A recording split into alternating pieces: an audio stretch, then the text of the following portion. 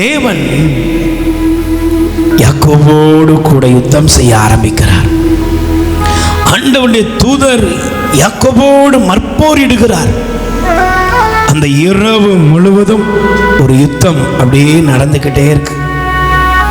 இப்ப யாக்கோபு தன்னுடைய வாழ்க்கையில சந்திக்கிற ஒரு பெரிய அந்த இக்கட்டான ஒரு சூழ்நிலை, பொழுது விடிய போகிற நேரம் வரும் பொழுது ஆண்டவரின் தூதர் சொல்றார், எப்பா என்னை விட்டுருப்பா, நான் போறேன்.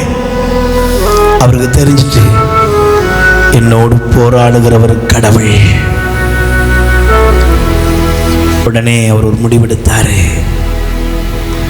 என்னை ஆசீர்வதிக்காம நான் உங்களை விட மாட்டேன்.